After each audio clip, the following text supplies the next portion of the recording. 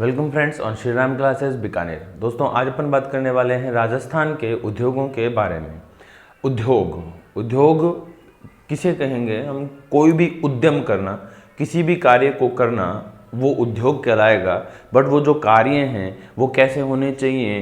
कार्य होने चाहिए जो प्राथमिक क्रियाएं होती हैं, प्राथमिक आर्थिक क्रियाएं होती हैं, जैसे कि कृषि है, ठीक है, पशुपालन है, खनन है, आखेट है, ठीक है, वनों की उपज का संग्रह है। तो ये जो प्राथमिक क्रियाएं होती हैं, इन प्राथमिक क्रियाओं पर आधारित जो अन्य क्रियाएं हैं उन क्रियाओं को हम द्वितीयक आर्थिक क्रियाकलाप कहते हैं और द्वितीयक आर्थिक क्रियाकलापों में उद्योगों को शामिल करते हैं। एग्जाम्पल के लिए जैसे अगर आप खेतों में गन्ने की खेती करोगे तब चीनी मिलों की स्थापना होगी। यदि आप पशुओं से चमड़ा प्राप्त करेंगे तो चमड़ा उद्योग निर्मित होंगे, फलेंगे, फूलेंगे, ठीक है ना। तो ये ध्यान रखना है। तो हम बात करने वाले हैं आज उद्योगों पे, और उद्योग होते हैं द्वितीयक आर्थिक क्रियाकलाप, और ये द्वितीयक आर्थिक क्रियाकलाप कच्चे माल के लिए प्राथमिक क्रियाकलापों पर निर्भर रहते हैं। ओके, अब हम बात करने वाले हैं उद्योगों के प्रकार की। उद्योगों के प्रकार बहुत इजी हैं। सबसे पहला जो प्रकार होता है वो होता है प्रदूषण के आधार पर। प्रदूषण के आधार पर उद्योगों की 3 कैटेगरियां निर्धारित की गई हैं, बहुत ही इजी हैं। लाल, ऑरेंज और हरा, यानी कि लाल रंग श्रेणी, ऑरेंज रंग श्रेणी और हरा रंग श्रेणी।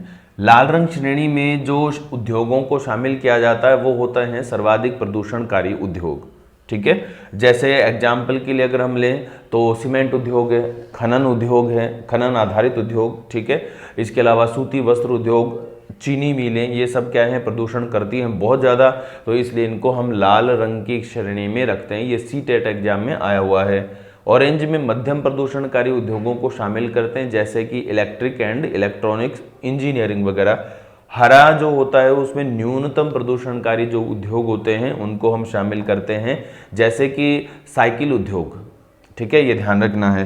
तो ये होते हैं हमारे प्रदूषण के आधार पर उद्योगों के प्रकार। अब दूसरा है कि अगर हम बात करें कि निवेश के आधार पर, तो निवेश के आधार पर अभी एक आपको बताता हूं कि मैं अप्रैल 2018 में उद्योगों को परिभाषित करने का तरीका बदला गया है।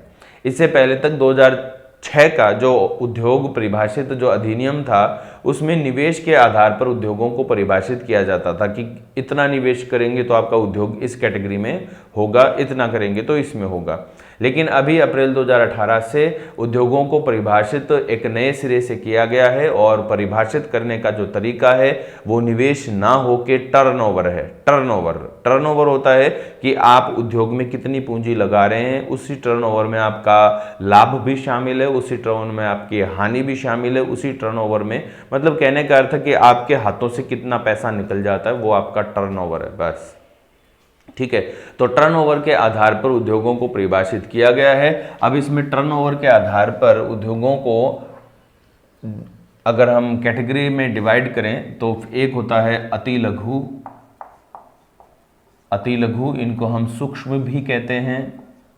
एक होता है लघु, एक होता है मध्यम और एक होता है वृहत, ठीक है। अति लघु, यदि आप उद्योगों में 5 करोड़ का टर्नओवर लेकर चलते हैं, 5 करोड़ का टर्नओवर लेकर चलते हैं तो आपका जो उद्योग है वो अति लघु की कैटेगरी में होगा। यदि आपका टर्नओवर 5 से 75 करोड़ रुपए तक है तो आपका जो उद्योग है वो लघु उद्योगों की कैटेगरी में होगा। मध्यम, अगर आपका टर्नओवर, सालाना टर्नओवर 75 से 250 करोड़ रुपए तक है, ठीक है, 75 से 250 करोड़ रुपए तक है, तो आपका जो सालाना टर्नओवर है इतना है, तो आपका जो उद्योग है वो किस कैटेगरी में होगा? मध्यम। इसके अलावा यदि आपका टर्नओवर 250 करोड़ से अधिक है तो आपका जो उद्योग है वो क्या होगा? वृहत होगा। ठीक है, ये ध्यान रखना है। तो ये तो हो गया हमारे उद्योगों के प्रकार टर्नओवर के आधार पर। अभी उद्योगों को नए सिरे से इसी प्रकार से टर्नओवर के आधार पर परिभाषित किया गया है। निवेश को यहाँ पे 2006 में परिभाषित किया जाना प्रारंभ किया था, लेकिन अभी निवेश के आधार पर उद्योगों को परिभाषित नहीं करते हैं। किसके आधार पर करते हैं? टर्नओवर के आधार पर करते हैं। अब कुछ क्वेश्चन होते हैं राजस्थान के उद्योग शुरू करने से पहले, हम उन पर डिस्कस करते हैं। जैसे क्वेश्चन आता है कि राजस्थान का औद्योगिक दृष्टि से सर्वाधिक संपन्न जिला कौन है या जिले कौन हैं? तो उनमें आते हैं जयपुर, अलवर। अलवर में वृहद औद्योगिक इकाइयां, विदेशी औद्योगिक इकाइयां सबसे ज़्यादा हैं, तो जयपुर में लघु औद्योगिक इकाइयां सबसे ज़्यादा हैं। न्यूनतम लघु औद्योगिक इकाइयां 12 जिले में हैं और न्यूनतम रजिस्टर्ड औद्योगिक इकाइयां जैसलमेर में हैं। रजिस्टर्ड इकाइयां, ठीक है, न्यूनतम रजिस्टर्ड औद्योगिक इकाइयां जैसलमेर में हैं। अब ऐसे बात करते हैं कि कौन सा जिला है राजस्थान का जिसे हम कहते हैं औद्योगिक नगरी? तो आंसर होता है कोटा। कौन कहलाता है राजस्थान का वस्त्र नगर? तो वो भीलवाड़ा है। किसे कहते हैं हम राजस्थान का मैनचेस्टर? तो वो भी भीलवाड़ा है। कौन है राजस्थान का न्यू मैनचेस्टर? तो वो है भिवाड़ी। भिवाड़ी पड़ता है अलवर में। ओके, इसके अलावा जो हमारी राजस्थान सरकार है उद्योगों के उपस्थिति या उद्योगों की स्थापना के आधार पर हमारे राजस्थान के जिलों को कुछ कैटेगरी में डिवाइड करती है। जैसे ए कैटेगरी में औद्योगिक रूप से पिछड़े जिलों को शामिल करते हैं। ठीक है, ए कैटेगरी में औद्योगिक रूप से पिछड़े जिलों को शामिल करते हैं, जैसे जालोर है, ठीक है, बांसवाड़ा है, जैसलमेर है, बाड़मेर है, ठीक है, ये चूरू है। ये क्या है? औद्योगिक रूप से पिछड़े जिले हैं, इनको ए कैटेगरी में शामिल किया जाता है। औद्योगिक संपन्न जो जिले हैं वो अलवर और जयपुर हैं, आप जान पाते हैं। इसके अलावा अब एक क्वेश्चन और आता है कि राजस्थान में जो औद्योगिक विस्तार जब बहुत ज़्यादा हो जाता है तो औद्योगिक विस्तार को भी संचालित करने के लिए अलग अलग विभाजन किए जाते हैं प्रशासनिक, मतलब उद्योगों को संभालने के लिए, उद्योगों को गति देने के लिए, उद्योगों के विकास के लिए। तो अगर हम पूछ लेते हैं कि राजस्थान में जिला उद्योग केंद्र कितने हैं, औद्योगिक विकास के लिए स्थापित किए गए जिला उद्योग केंद्र कितने हैं, तब आंसर होता है हमारे राजस्थान में 36 जिला उद्योग केंद्र हैं। कितने हैं? 36 जिला उद्योग केंद्र हैं राजस्थान में। अब 36 जिले तो 33 ही है, फिर 36 कैसे हैं? तो 3 ऐसे जिले होंगे ना जहां एक से अधिक है। इनमें है जोधपुर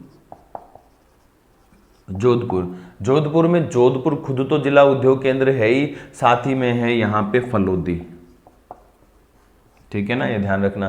तो फलोदी को भी एक जिला उद्योग केंद्र यहाँ पे स्थापित किया गया है। इसके अलावा अलवर में भिवाड़ी को जिला उद्योग केंद्र के रूप में स्थापित किया गया है। इसके अलावा फिर एक है जयपुर में, तो जयपुर में जयपुर ग्रामीण,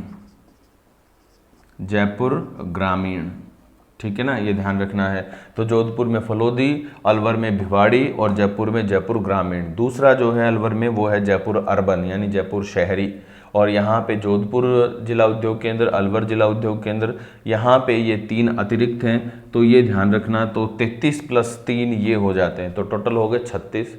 तो 36 जिला उद्योग केंद्र हैं। अब क्वेश्चन ये भी बनता है कि उप जिला उद्योग केंद्र कितने हैं? तो उप जिला उद्योग केंद्र जो हैं वो हमारे राजस्थान में अभी 8 हैं। सुजानगढ़ जो है, सुजानगढ़ कहाँ है? चूरू में है। सुजानगढ़ राजस्थान का नवीनतम जिला उद्योग केंद्र है। अब कहाँ कहाँ कौन कौन है? इनमें एक है ब्यावर आप जानते ही हैं अजमेर में, इसको भी उप जिला उद्योग केंद्र है का दर्जा दिया गया है। फालना पाली में है, इसको भी उप जिला उद्योग केंद्र का दर्जा है। इसके अलावा नीमराणा अलवर में है, ये भी उप जिला उद्योग केंद्र का दर्जा प्राप्त है। मकराना नागौर में आप जानते ही हैं। ब्यावर अजमेर में आ गया। अजमेर में एक और है किशनगढ़ उप जिला उद्योग केंद्र। आबू रोड ये भी उप जिला उद्योग केंद्र है, ठीक है। बालोतरा उप जिला उद्योग केंद्र। कितने हो गए? 1 2 3 4 5 6 7, और एक नवीनतम है वो है सुजानगढ़ कहाँ? चूरू में, ठीक है, ये ध्यान रखना। तो ये हमारे राजस्थान के उप जिला उद्योग केंद्र हैं। संख्या कितनी है? 8।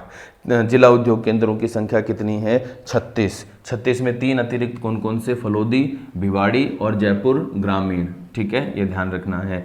अब हम बात करेंगे राजस्थान में उद्योगों की। तो जब हम राजस्थान में उद्योगों की बात करते हैं तो राजस्थान में हम उद्योगों को कुछ कैटेगरी में डिवाइड करते हुए पढ़ेंगे। इनमें सबसे पहले हम पढ़ेंगे कृषि आधारित उद्योग। कृषि आधारित उद्योगों में सबसे पहले हम बात करते हैं हमारे कॉटन टेक्सटाइल की। कॉटन टेक्सटाइल, ठीक है, यानी कि सूती वस्त्र मिल। अब एक बात याद रखिए आप कि जब हम सूती वस्त्र मिल की बात करते हैं तब एक क्वेश्चन बनता है कि कृषि आधारित राजस्थान का सबसे बड़ा उद्योग बताएं। तो आपको आंसर देना है कि कृषि आधारित जो सबसे बड़ा उद्योग है वो है कौन सा? हमारा सूती वस्त्र उद्योग। कृषि आधारित जो सबसे बड़ा उद्योग है हमारा वो कौन है? हमारा सूती वस्त्र उद्योग। ठीक है, ये ध्यान रखना है। तो अब हम सूती वस्त्र उद्योगों पर ही बात करने वाले हैं। ठीक है, तो सबसे पहले हम चलते हैं हमारे अजमेर में। अजमेर के ब्यावर में, अजमेर के ब्यावर में यहाँ पे 1889 ईस्वी में 1889 ईस्वी में दी Krishna mill limited, Krishna mills limited के नाम से, कृष्णा मिल लिमिटेड के नाम से राजस्थान की पहली जो कॉटन मिल है उसकी स्थापना हुई। और इसकी स्थापना करने वाले थे सेठ दामोदर दास। ठीक है, इनके सहयोगी, इनके मित्र थे श्यामजी कृष्ण वर्मा और इनके साथी में एक सहयोगी कर्नल डिक्सन। ठीक है, इन तीनों ने मिलकर इस मिल की स्थापना करी ब्यावर अजमेर में। ये आज भी एक्टिव है, यानी आज भी इसमें उत्पादन हो रहा है। और एक आपको खास बात बताऊं कि ये जो करघा होता है, करघा यानी लूम, करघा यानी कि जो हैंडलूम पावरलूम नाम सुना है ना, हैंडलूम पावरलूम, तो लूम का अर्थ होता है करघा, जिससे कपड़ा तैयार किया जाता है। तो क्रियाशील करघों की संख्या की दृष्टि से, क्रियाशील करघों की संख्या की दृष्टि से ये हमारे राजस्थान की सबसे बड़ी कॉटन मिल है। ठीक है, ये ध्यान रखना। अब अजमेर में ही हमें दूसरी मिलती है 1906 में। 1906 में ब्यावर में ही मिलती है एडवर्ड मिल लिमिटेड। ठीक है, ये ध्यान रखना है। इसके अलावा हमें फिर से अजमेर में ही मिलती है ब्यावर में महालक्ष्मी मिल लिमिटेड। ठीक है, ये स्थापित हुई 1925 में। ठीक है, ये ध्यान रखना है। इसके अलावा अजमेर में ही एक स्थान पड़ता है विजयनगर, यहाँ पे स्थापित हुआ विजय कॉटन मिल, इसको विजय कॉटन कॉम्प्लेक्स भी कहते हैं। इसके लिए पर्टिकुलर स्थापना वर्ष नहीं मिलता है। तो अब एक बात याद रखिए, Edward mill limited, Mahalakshmi mill limited, विजय कॉटन मिल, ये तीनों की तीनों स्थापित हुई थी प्राइवेट सेक्टर में। तीनों की तीनों कौन से सेक्टर में आई थी? प्राइवेट सेक्टर में आई। लेकिन औद्योगिक रुग्णता का इनको शिकार होना पड़ा। औद्योगिक रुग्णता का शिकार हो गई। तो औद्योगिक रुग्णता के शिकार के कारण राष्ट्रीय वस्त्र निगम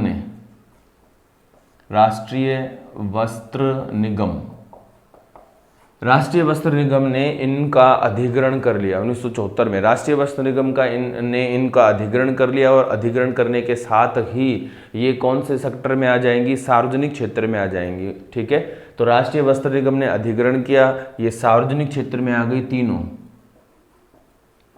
लेकिन एक खास बात कि सार्वजनिक क्षेत्र में आने के बाद भी ये नहीं बच पाई और ये खत्म हो गई। तो आज सार्वजनिक क्षेत्र की 3 मिलें हैं हमारे राजस्थान में और तीनों ही बंद हैं। ठीक है, और किसके अधीन है ये? राष्ट्रीय वस्त्र निगम के अधीन हैं। ठीक है, ये ध्यान रखना है। इसके अलावा और हम जो अन्य मिलें हैं उन पर चलते हैं। तो पाली चलते हैं अब हम। पाली में 1940 में स्थापित हुई और 42 के आसपास इसने उत्पादन शुरू हुआ। तो समय जो 1940 से 40 में स्थापित हो गई, 42 के आसपास इसमें उत्पादन शुरू हुआ। तो मिल का नाम है महाराजा उम्मेद सिंह कॉटन मिल। महाराजा उम्मेद सिंह कॉटन मिल ये राजस्थान की सबसे बड़ी मिल है। महाराजा उम्मेद सिंह कॉटन मिल राजस्थान की सबसे बड़ी मिल है। ठीक है, ये ध्यान रखना है। पाली में है। इसके अलावा यहाँ चलते हैं हम भीलवाड़ा में। भीलवाड़ा में इससे भी पहले 1938 में ही स्थापित हुई थी मेवाड़ टेक्सटाइल। मेवाड़ टेक्सटाइल, ठीक है, ये ध्यान रखना है। भीलवाड़ा में मेवाड़ टेक्सटाइल 1938 में। इसके अलावा श्री गंगानगर में, गंगानगर में 1946 में आई शार्दुल टेक्सटाइल। शार्दुल टेक्सटाइल, ठीक है, ये ध्यान रखना है। अब देखो एक बात करें कि हमारे राजस्थान में कुल एक्टिव जो प्रमुख मिलें हैं वो कितनी हैं, तो करीब 34 जीनिंग मिल हैं, यानी 34 कपड़ा बुनाई मिल हैं हमारे राजस्थान में, जिनमें से 14 अकेले भीलवाड़ा में ही हैं। और इसी वजह से भीलवाड़ा को राजस्थान का मैनचेस्टर कहते हैं। भीलवाड़ा क्या कहलाता है? राजस्थान का मैनचेस्टर कहलाता है। अब अगर हम बात करें, हमारे पास सार्वजनिक क्षेत्र की भी हैं, हमारे पास प्राइवेट सेक्टर की भी हैं। अब एक और सेक्टर होता है जिसमें होता है सहकारी, कोऑपरेटिव सेक्टर। सहकारी क्षेत्र की जो हमारे पास मिलें हैं उनमें से पहली जो मिल स्थापित हुई थी वो भीलवाड़ा में स्थापित हुई। भीलवाड़ा में स्थापित होने वाली मिल का नाम है राजस्थान सहकारी कताई मिल। राजस्थान सहकारी कताई मिल ये 1965 में गुलाबपुरा में स्थापित हुई। कहाँ पे? गुलाबपुरा में। गुलाबपुरा कहाँ? भीलवाड़ा में। इसके अलावा उसके बाद आगे बढ़ते हैं तो उसके बाद स्थापित हुई श्री गंगानगर, गंगानगर सहकारी कताई मिल। ये 1978 में आई और ये है कहाँ वैसे? हनुमानगढ़ में। नाम इसका गंगानगर है बट ये है हनुमानगढ़ में। इसके अलावा फिर एक और है भीलवाड़ा में है, वो गंगापुर सहकारी कताई मिल कहलाती है और ये स्थापित हुई 1981 में। और कहाँ है? ये है गंगापुर भीलवाड़ा में। गंगापुर भीलवाड़ा में ये स्थापित हुई। गंगापुर सहकारी कताई मिल गंगापुर भीलवाड़ा में स्थापित हुई, ठीक है, ये ध्यान रखना है। इसके अलावा एक मिल और है और वो है हमारे भीलवाड़ा के गुलाबपुरा में ही। नाम है इसका गुलाबपुरा जीनिंग मिल, यानी कि बुनाई से संबंधित है, गुलाबपुरा जीनिंग मिल, ठीक है। और ये भी 1965 में स्थापित हुई। तो हमारे पास 3 तो सहकारी क्षेत्र की कताई मिलें हैं और एक बुनाई मिल है, ठीक है। एक बात याद रखना, अब इन चारों सहकारी क्षेत्र की मिलों को मिलाकर हमारे यहाँ पे दिसंबर 1992 में स्पिनफेड का गठन कर दिया गया। स्पिनफेड, और स्पिनफेड ने कार्य प्रारंभ किया अप्रैल 1993 में। यानी अब ये जो डेट है ये फिनिश हो जाती है, तो स्पिनफेड के लिए जो डेट मिलती है वो मिलती है अप्रैल 1993। अब स्पिनफेड क्या है? स्पिनफेड, इसको हम जान लेते हैं। स्पिनफेड क्या है? स्पिनफेड, भाई नाम से तो सिर्फ 2 ही अक्षर आ रहे हैं, एक तो स्पिनिंग और एक फेडरेशन। बाकी पूरा नाम इसका होता है Rajasthan state cooperative, Rajasthan state cooperative spinning and ginning mills federation, ये कहलाता है स्पिनफेड। अप्रैल 1993 में इसने कार्य प्रारंभ किया। मुख्यालय है इसका जयपुर में, ठीक है, ये ध्यान रखना है। इन 4 मिलों का ये एक समूह है। इस समूह को ही हम स्पिनफेड कहते हैं। इस समूह को ही हम क्या कहते हैं? स्पिनफेड कहते हैं, ठीक है। तो ये हमारे राजस्थान का कृषि आधारित सबसे बड़ा उद्योग है। ये उद्योग कौन सा है? ये है उद्योग हमारा सूती वस्त्र उद्योग। कहते हैं कि ये राजस्थान का प्राचीनतम आधारभूत उद्योग भी है। आधारभूत उद्योग है और राजस्थान में ये सर्वाधिक रोजगार देने वाला उद्योग भी है, ठीक है, ये ध्यान रखना है। इसके अलावा फिर कृषि आधारित जो दूसरा सबसे बड़ा उद्योग है वो है हमारा चीनी उद्योग। दूसरा सबसे बड़ा जो उद्योग है वो कौन है? चीनी उद्योग। हम बात करते हैं चीनी उद्योग पे कि क्या खास है चीनी उद्योग में।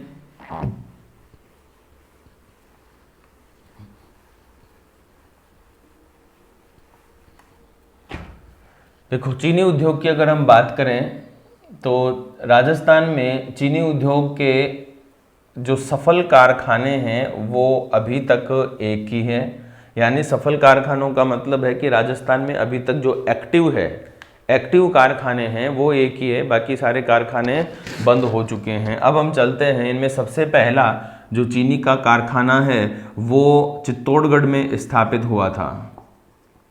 चित्तौड़गढ़ में 1932 में, नाम था दी मेवाड़ शुगर मिल,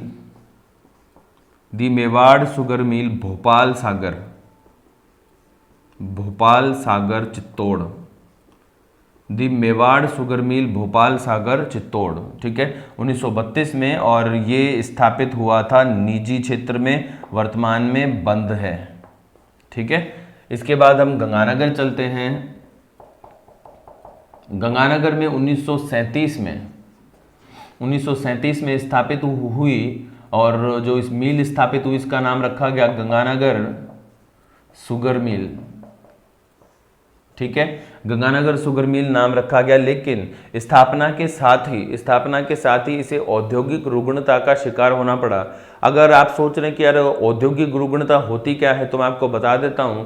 औद्योगिक रुग्णता है, जैसे मान लीजिए कच्चा माल नहीं मिल रहा है, वर्कर्स नहीं मिल रहे हैं, या वर्कर हड़ताल पे चले जाते होंगे, या फैक्ट्री में कोई त्रासदी हो गई, आग वगैरह लगना वगैरह, तो जो भी है औद्योगिक रुग्णता का शिकार होना पड़ा। तो ऐसे में ये बिक गई एक बार के लिए। स्थापित तो इस निजी क्षेत्र में ही हुई थी, ये बिक गई। और 1945 में बीकानेर इंडस्ट्रियल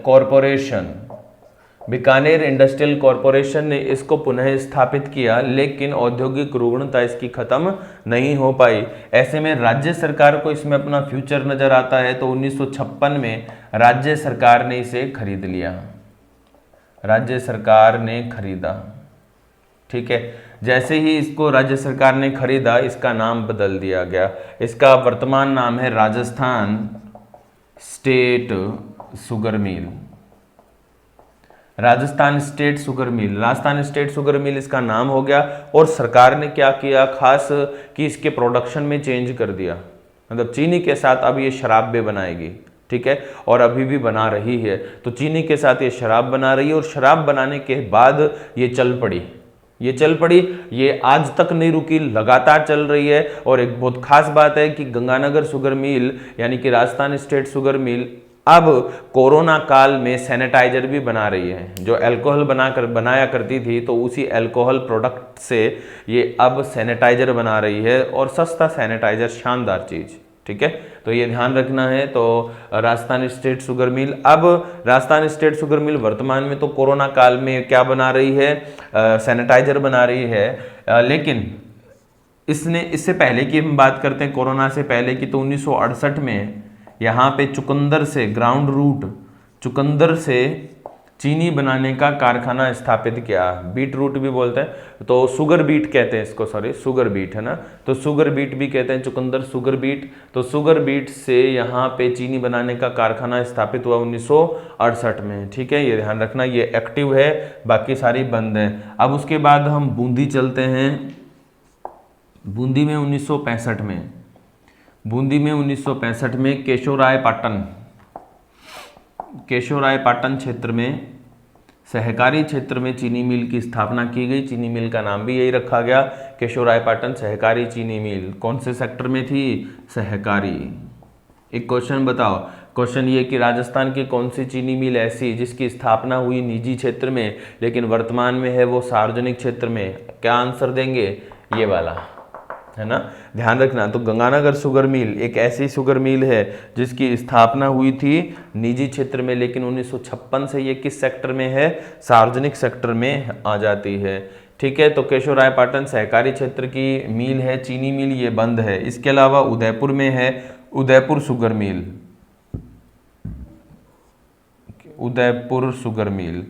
ये उदयपुर शुगर मिल 1976 में स्थापित हुई थी, और ये भी बंद है। तो चीनी उद्योगों को राजस्थान में कोई विशेष संभावना नहीं है, कारण क्योंकि हमारे यहाँ पे गन्ना प्रोडक्शन सीमित है। राजस्थान का उत्तरी सिंचित क्षेत्र और राजस्थान के जो दक्षिण पूर्व प्रदेश है, बस यहीं पे गन्ने का उत्पादन होता है, ठीक है, ये ध्यान रखना। तो ये था हमारे राजस्थान का कृषि आधारित दूसरा सबसे बड़ा उद्योग। कृषि आधारित उद्योग में चीनी उद्योगों की संभावना राजस्थान में कम है। कारण है क्योंकि गन्ना एक ऐसा कच्चा माल है जो अशुद्ध है और इसका परिवहन काफ़ी महंगा पड़ जाता है। तो हम दूसरे राज्यों से मंगाएं और फिर चीनी उत्पादन करें तो ऐसा पॉसिबल नहीं है, क्योंकि ये एक अशुद्ध कच्चा माल होता है। गन्ना जो कच्चा माल है, इसमें सिर्फ गन्ने का रस ही चीनी प्रोडक्शन के लिए उपयोग में होता है, तो छिलकों का परिवहन हमें बेवजह करना पड़ता है, तो ऐसे में चीनी लागत काफ़ी महंगी पड़ जाती है। ठीक है, ये ध्यान रखना है। तो ये बात थी राजस्थान के दो बड़े कृषि आधारित उद्योग। अब कृषि आधारित कुछ मध्यम उद्योग हैं हमारे राजस्थान में, और उन मध्यम उद्योगों में और लघु उद्योगों में जैसे एक तो आता है गुड़ और खांडसारी उद्योग। तो गुड़ खांडसारी उद्योग ये वहीं होता है जहाँ पे गन्ना प्रोडक्शन होता है, जैसे बूंदी चित्तौड़ जो हैं ये गुड़ और खांडसारी उद्योग के लिए जाने जाते हैं। यानी स्थानीय स्तर पर लोकल घरेलू उद्योगों में गुड़ और खांड बना लिए जाते हैं। ठीक है, फिर हम बात करते हैं वनस्पति तेल के लिए, यानी वनस्पति तेल जो है खाद्य तेल जिसको हम कहते हैं खाद्य तेल के लिए विशेषकर पूर्वी राजस्थान जाना जाता है। टोंक है, भरतपुर है, जयपुर है, इसके अलावा गंगानगर भी है, ये खाद्य तेल उत्पादन के लिए जाना जाता है। अब हमारे काफ़ी फेमस है जैसे बाबा रामदेव तेल, ये वो वाला बाबा रामदेव नहीं है जिसकी एक आंख ऐसे मिची सी रहती है, ये हमारे रूणीचारे धनी बाबा रामदेव, ठीक है, वो वाले बाबा रामदेव की बात कर रहे हैं। तो बाबा रामदेव तेल है, पश्चिमी राजस्थान में काफ़ी फेमस रहता है। आपके साइड बीकानेर साइड में भी ये तेल काफ़ी फेमस रहता है। तो इसके अलावा फिर है वीर बालक जो है ये जयपुर का फेमस है, और रेल इंजन छाप ये भरतपुर का फेमस है। ठीक है, अब वनस्पति घी के कारखाने, जो पहला कारखाना स्थापित हुआ था 1964 में हुआ था, 1964 में पहला कारखाना स्थापित हुआ था, और वो कारखाना कहाँ हुआ स्थापित? भीलवाड़ा में। तो वनस्पति घी का पहला कारखाना भीलवाड़ा में स्थापित हमारे यहाँ हुआ था 1964 में। ठीक है, ये ध्यान रखेंगे। इसके अलावा और काफ़ी फेमस उद्योग बताता हूँ कृषि आधारित उद्योग में, जैतून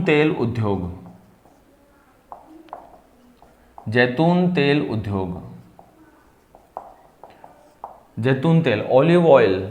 हमारा जो राजस्थान है, ये राजस्थान भारत का पहला ऐसा राज्य है जो जैतून तेल का उत्पादन कर रहा है। राजस्थान भारत का पहला ऐसा राज्य जो जैतून तेल का उत्पादन कर रहा है। 3 अक्टूबर 2014 में लूणकरणसर कहाँ? बीकानेर में। तो लूणकरणसर बीकानेर में 3 अक्टूबर 2014 में देश की पहली जैतून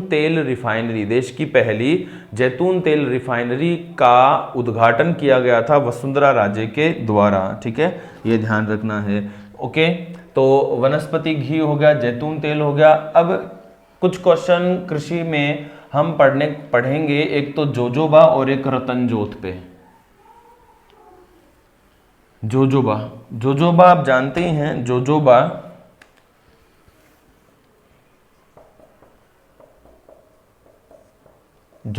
इसको होहोबा भी कहते हैं, जोजोबा या होहोबा। ठीक है, ये मूलतः एरिजोना प्रांत यूएसए, का पौधा है। ठीक है, ये ध्यान रखना है। इसके अलावा हमारे राजस्थान में 1965 में काजरी, आप जानते ही हैं, जोधपुर में 1965 में काजरी जोधपुर के द्वारा इजराइल के सहयोग से राजस्थान में पहली बार लाया गया और इसे यहाँ पे बोया गया। जोजोबा जब बोया गया तो जोजोबा ने अच्छे उत्पादन दिए, और ऐसे में 1996-97 में राज्य सरकार एक प्रोजेक्ट लेकर आई। प्रोजेक्ट कहलाता है एजोर्प। प्रोजेक्ट क्या कहलाता है? एजोर्प कहलाता है। एजोर्प का फुल फॉर्म है Rajasthan association of jojoba plantation and research project, ये इस एजोर्प का फुल फॉर्म है। 1996-97 में एजोर्प लाया गया राज्य सरकार के द्वारा, और इस एजोर्प के माध्यम से हमारे राजस्थान में 2 स्थानों पर, फतेहपुर और ढंड जयपुर, फतेहपुर सीकर में और ढंड जयपुर में जोजोबा की खेती प्रारंभ की गई। अब जोजोबा है क्या, क्यों किया गया इसका उत्पादन? तो जोजोबा एक तिलहन है, जोजोबा एक तिलहन है और इसको कहा जाता है पीला सोना। जोजोबा एक तिलहन है और इसको कहा जाता है पीला सोना, ठीक है, ये ध्यान रखना है। तो जोजोबा एक तिलहन है और पीला सोना कहलाता है, ये इसकी खास बात हो जाती है, ठीक बात है। फिर अगर हम बात करते हैं कि जोजोबा के इस तेल का उपयोग क्या है, तो जोजोबा के तेल से लुब्रिकेंट्स बनाए जाते हैं। लुब्रिकेंट क्या होता है? चिकनाई, जैसे ग्रीस जानते हैं, तो इससे ग्रीस वगैरह बनाई जाती है। इसके अलावा इससे जो डीजल है, जिसको हम बायोडीजल कहते हैं, बायोडीजल का निर्माण भी किया जाता है। इसी तरह का एक और पौधा होता है रतनजोत। रतनजोत को हम जेट्रोफा भी कहते हैं। रतनजोत या जेट्रोफा भी एक क्या है? तिलहन है और इसके तेल से भी बायोडीजल बनाया जाता है। झामर कोटड़ा अपना जो उदयपुर है यहाँ पे, और कालरावास उदयपुर, कालरावास एक स्थान है उदयपुर में, यहाँ पे राजस्थान का पहला बायोडीजल प्लांट स्थापित किया गया था, है ना। पहला बायोडीजल प्लांट स्थापित किया गया था कालरावास उदयपुर में। इसके अलावा एक अन्य प्लांट है बायोडीजल का, वो है झामर कोटड़ा। झामर कोटड़ा कहाँ पड़ता है? झामर कोटड़ा पड़ता है हमारे उदयपुर में, ठीक है, और कालरावास भी कहाँ पड़ता है? उदयपुर में, ठीक है, ये ध्यान रखना। ये हमारे राजस्थान के सबसे महत्वपूर्ण कृषि आधारित उद्योग थे, ठीक है, ये ध्यान रखना है। अब नेक्स्ट वीडियो में हम बात करेंगे राजस्थान के जो खनिज आधारित उद्योग हैं बड़े, उनके बारे में, और फिर इंजीनियरिंग उद्योग उस खनिज आधारित उद्योग में ही हम ऐड कर देंगे। ओके, तो फ्रेंड्स कंटिन्यू साथ बने रहिएगा। थैंक यू, जय हिंद।